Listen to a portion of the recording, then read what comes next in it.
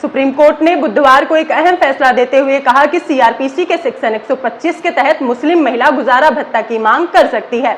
तो आइए डिटेल में जानते हैं कि क्या है the court of criminal procedure section 125 और क्या है ये मामला। तेलंगाना के अब्दुल समद नाम के एक मुस्लिम शख्स ने पत्नी को गुजारा भत्ता देने के तेलंगाना हाई कोर्ट के आदेश को सुप्रीम कोर्ट में चुनौती दी थी। सुप्रीम कोर्ट में शख्स ने दलील दी थी कि तलाकशुदा मुस्लिम महिला सीआरपीसी की धारा 125 के तहत याचिका दायर करने की हकदार नहीं है।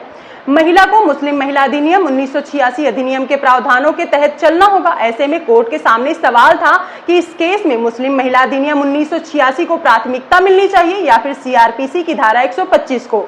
इसी मामले की सुनवाई करते हुए जस्टिस बीबी नागरत्ना और जस्टिस आगस्टीन जॉर्ज मसीह के फैसले सुनाते हुए कहा कि मुस्लिम महिला भरण पोषण के लिए कानूनी हकदार का इस्तेमाल कर सकती है। वह इससे संबंधित सीआरपीसी की धारा 125 के तहत याचिका भी दायर कर सकती है। सुप्रीम कोर्ट ने कहा कि यह धारा सभी विवाहित महिलाओं पर लागू होती है, फिर चाहे उनका धर्म कुछ भी हो। मुस्लिम महिलाएं भी इस प्रावधान का सहारा ले सकती हैं। कोर्ट ने एक बार फिर कहा कि मुस्लिम महिला अपने पति के खिलाफ धारा 125 सीआरपीसी के तहत भरण पोषण के लिए याचिका दायर कर सकती है।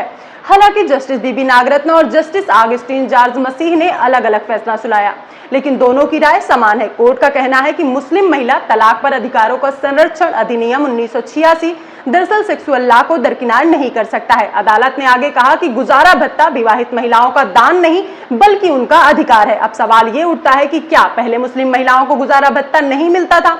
कई मामलों में तलाकशुदा मुस्लिम महिलाओं को गुजारा भत्ता नहीं मिल पाता है या मिलता भी है तो इद्दत की अवधि तक। इद्दत एक इस्लामिक परंपरा है। इसके अनुसार अगर किसी महिला का उसका पति तलाक दे देता है या उसकी मौत हो जाती है तो महिला इद्दत की अवधि तक दूसरी शादी नहीं कर सकती। इद्दत की अवधि करीब 3 महीने तक होती है। ये अवधि पूरी होने के बाद तलाकशुदा मुस्लिम महिला दूसरी शादी कर सकती है। हालांकि अप्रैल 2022 में एक मामले पर इलाहाबाद हाई कोर्ट ने अपने फैसले में कहा था कि तलाकशुदा मुस्लिम महिला इद्दत की अवधि के बाद भी गुजारा भत्ता पाने की हकदार है और उसे ये भत्ता तब तक मिलता रहेगा जब तक वो दूसरी शादी नहीं कर लेती। इसी तरह इसी साल जनवरी में एक मामले में बॉम्बे हाई कोर्ट ने कहा था कि तलाकशुदा मुस्लिम महिला अगर दोबारा शादी कर भी लेती है तो भी वह पूर्व पति से गुजारा भत्ता पाने की हकदार है। तो आइए अब ये भी जान लेते हैं कि क्या है सीआरपीसी की धारा 125।